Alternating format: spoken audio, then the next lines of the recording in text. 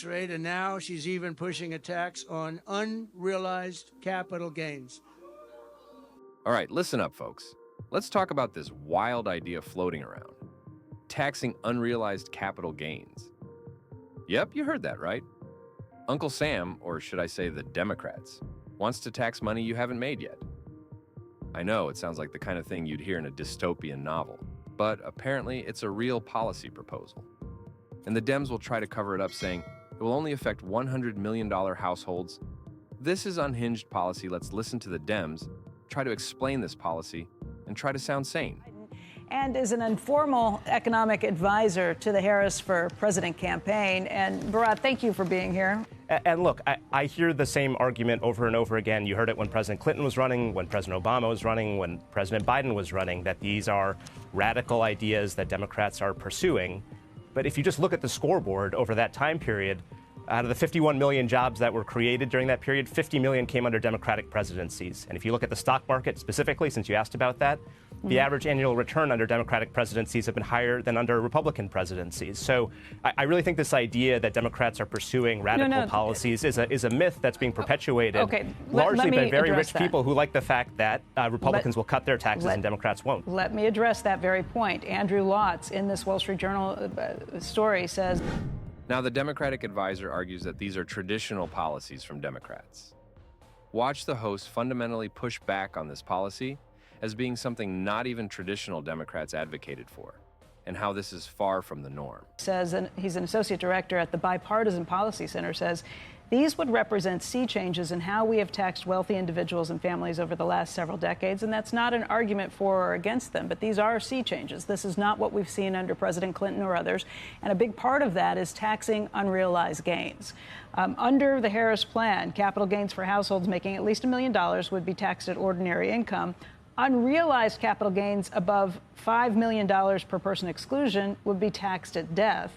That tax would have some exemptions for family businesses, but you are talking about taxing unrealized gains at levels that we haven't seen in the past, have never seen before.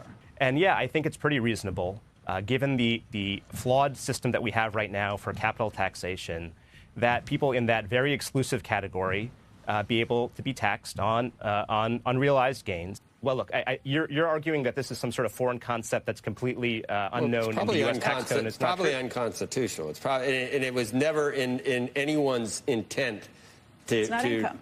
It's not an income tax, and it's never going to happen. Probably. Democrats are naive in thinking this is going to just affect the mega wealthy.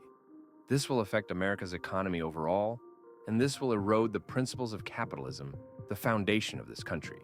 This is not a political post, so I don't care whether or not you guys are going to say I'm pro-Harris or pro-Trump or whatever. This is just about the economy.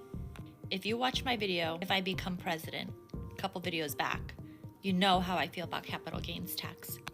And guess what Kamala Harris proposed? Yeah, that's right, 45% for capital gains tax and another 25% for unrealized gains.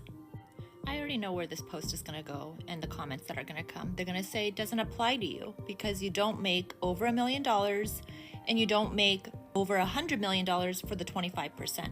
But it does affect you. So how is this going to affect you? High-worth individuals are now going to be taxed and punished for holding on to those stocks and assets, which will force them to sell. And if they sell, it creates volatility in the market, causing the market to go down.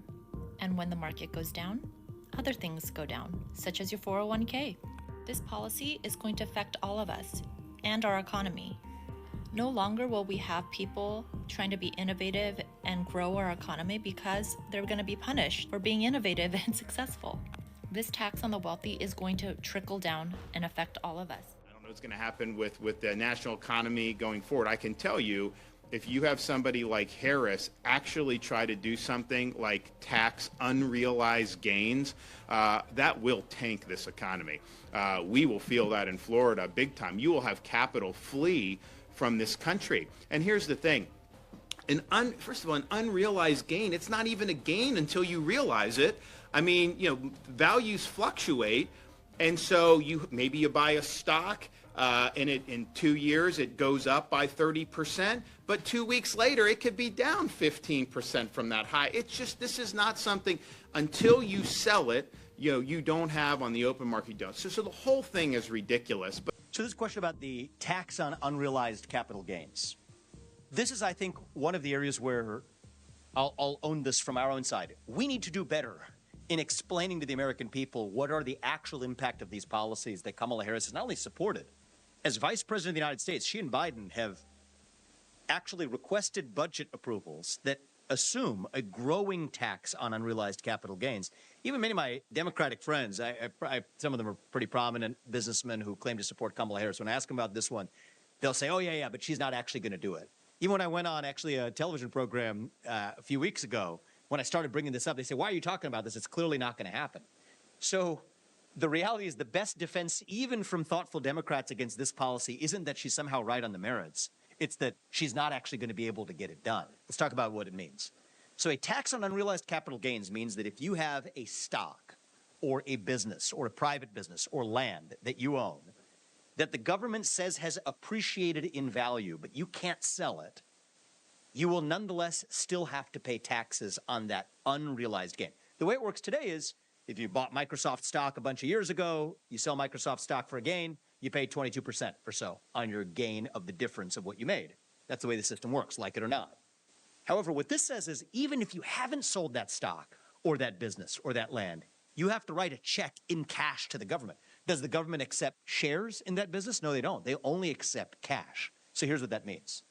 It will trigger a cycle of what in the business world and in capital markets you would call forced selling.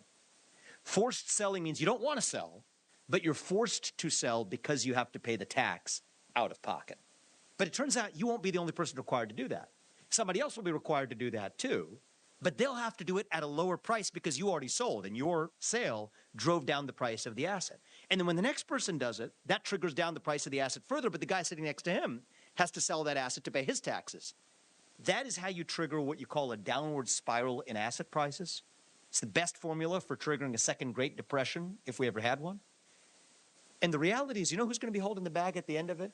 The people who don't hold liquid assets. Her campaign endorsing a plan that calls for increasing the top tax rate on long-term cap gains from 20 to 44.6%. That would be the highest rate ever in U.S. history.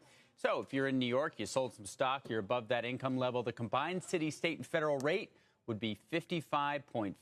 If you're in California, would be just under 58%. Taxing unrealized gains is like getting charged for a roller coaster ride because you stood in line. It's a bad deal all around, and if you ask me, it's one of the craziest ideas to come out of Washington in a long time, and that's saying something. For more unfiltered news, like and subscribe, and let us know what you think of this new proposed policy.